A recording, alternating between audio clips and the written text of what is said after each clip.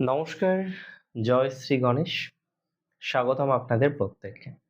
আজকে আলোচনা করব রাশিচক্রের সবথেকে ডিপ্লোম্যাটিক রাশি এবং অবশ্যই একাকিত্বে ভোগা একটি রাশি। হ্যাঁ, সৌন্দর্যতা তো থাকবেই রাশিটির মধ্যে। তুলা রাশি মোস্ট ব্যালেন্সিং রাশি। সবাইকে ব্যালেন্স করে চলতে চাই, সবাইকে ভালো রাখতে চাই, কিন্তু এটা তো কোনোদিন সম্ভব নয় যে একজন সবাইকে ভালো রাখতে পারবেন। তুলা রাশির জাতক জাতিকারা বুকে হাত দিয়ে একটা কথা বলুন তো, সারা জীবন চেষ্টা করলেন অপরের সমস্যা মেটাতে, সারা জীবন চেষ্টা করলেন নিজের শান্তিটুকু বিসর্জন দিয়ে হলেও অপর যেন ভালো থাকে, অপর যেন শান্তিতে থাকে, সেই চেষ্টাটুকু করলেন, কিন্তু সফল কতটা হতে পারলেন? আমি অনেক ক্ষেত্রে দেখেছি তুলা রাশির জাতক জাতিকাদের দিন শেষে একটা বিবাদ, একটা অশান্তির মধ্যে যখন তুলা তার নিজের মতবাদ দেয়, দুই পক্ষকেই খুশি করতে চায়, আর কোনো পক্ষেই খুশি হয় না। দুই পক্ষই শেষে দোষারোপ করে আপনার উপরে। আপনি হয়তো একটা যথার্থ রায় দিয়েছেন, বিচার করেছেন, যথার্থ কথা বলেছেন, কিন্তু দিন শেষে এন্ড অফ দ্য ডে গিয়ে দুই পক্ষই আপনাকে দোষারোপ করে, দুই পক্ষই আপনাকে কূটনীতিক ভাষায় হয়তো আক্রমণ করলেন। অ্যাকচুয়ালি অনেক ক্ষেত্রে আমি দেখেছি তুলা রাশি শুক্রের রাশি, হ্যাঁ সৌন্দর্যতা আছে, ব্যালেন্স করতে পারে, ব্যালেন্স করতে চাই। দাড়িপাল্লা তো এই রাশির প্রতীক। তুলা মানে তুলনা, তুলা মানে দাড়িপাল্লা। তাই এই রাশি ব্যালেন্স করতে চাই, ব্যালেন্স করেই পথ চলতে চাই। সব থেকে আপনার বড় দুর্বলতা তো এটাই, কাউকে না বলতে না পারা, সবাইকে একসাথে খুশি রাখার একটা কাল্পনিক চেষ্টা করা। যারা চতুর মানুষ হয় তারা এই কাল্পনিক স্বভাবকে না খুব ভালো করে চিনে নেয়, খুব ভালোভাবে জেনে নেয়। তারা জানে তুলা রাশি সামনে একটু রাগ দেখালেও, সম্পর্ক ভেঙে দেওয়ার ভয় দেখালেই তুলা রাশি শান্তি বজায় রাখার জন্য নিজের অধিকারের সাথেও আপোষ করে নেবে। স্বার্থপর লোকেরা আপনাকে ভালোভাবে পড়ে ফেলেছে।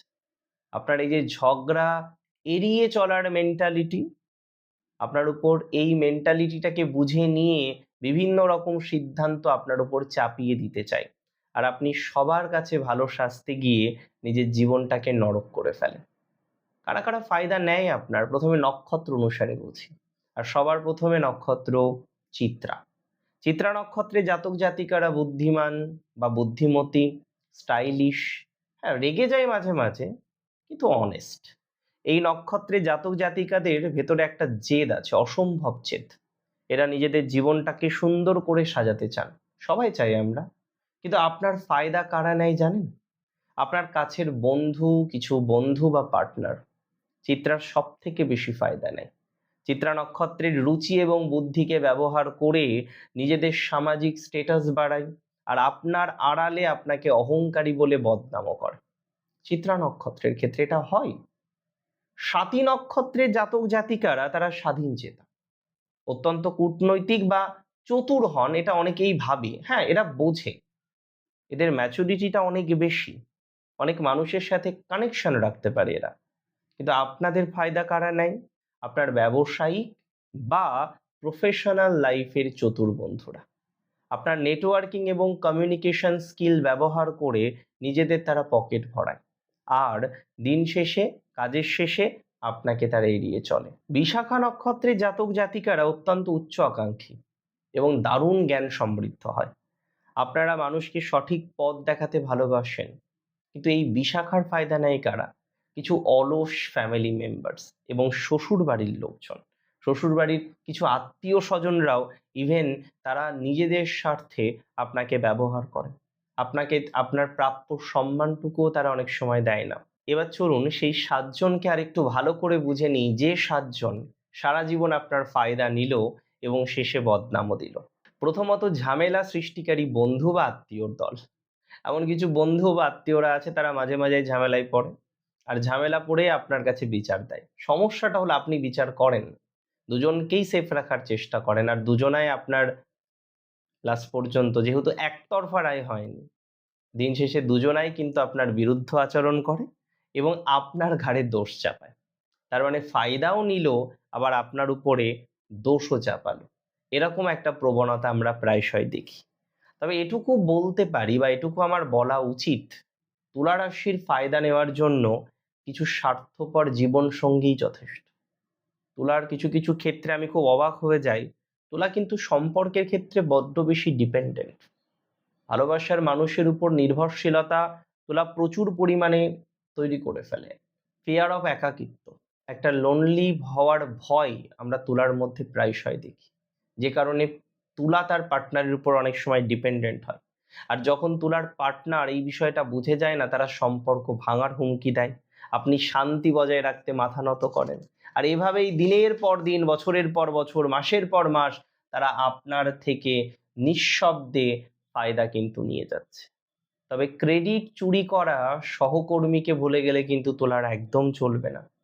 কর্মক্ষেত্রে আপনি সবার সাথে মিলেমিশে কাজ করতে ভালোবাসেন, চালাক সহকর্মীরা আপনার সাথে মিষ্টি ব্যবহার করে আপনার প্রজেক্টের পুরো ক্রেডিট বসের সামনে নিজের নামে চালিয়ে নেয়, আর আপনি ভদ্রতার খাতিরে প্রতিবাদটুকুও করতে পারেন না। তুলা রাশির জাতক জাতিকাদের মাথায় রাখতে হবে, মিষ্টি কথার আড়ালে কিছু শয়তান লুকিয়ে আছে, যারা আপনার সামনে বারবার ভালো সাজে এবং নিরন্তর আপনার ফায়দা নিয়ে থাকে। তুলা রাশির জাতক জাতিকাদের খেয়াল করে দেখবেন, পারিবারিক দায়িত্ব এড়িয়ে যাওয়া কিছু মানুষ আপনার চারপাশে আছে, যারা বারবার আপনার পরিবারের দায়িত্বটা এড়িয়ে যায়। সেই দায়িত্ব আপনার ঘাড়ে আসে এবং সেই বোঝাটা আপনার নিজেই টানতে হয়। আমি অনেক ক্ষেত্রে দেখেছি প্যারেন্টসের দায়িত্বের বেলাও এই একই ধরনের ঘটনা ঘটে। তাই তুলা রাশি জাতক জাতিকাদের যখন পরিবারের অন্য মেম্বাররা বা সদস্যরা তারা নিজেদের দায়িত্ব পালন করে না, সেই দায়িত্বের চাপ বা প্রেশার আপনার উপরে চলে আসে। এটা খুব ইন্টারেস্টিং, যে কারণে আমরা বারবার দেখেছি যে তুলা রাশি অতিরিক্ত দায়িত্ব নিয়েও বারবার বিপদে পড়ে।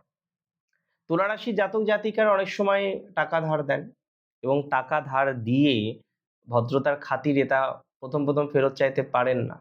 একটা সময় গিয়ে সেই টাকা ফেরত না চাইলেই নয়, প্রথম দিকে তো আপনার একটা লজ্জাবোধের ফায়দা তারা নিলই, উল্টে আপনি যখন টাকা চাইতে গেলেন আপনার সাথে তাদের বাদানুবাদী তৈরি হয়ে গেল, সম্পর্কটাই আরো বেশি নষ্ট হয়ে গেল।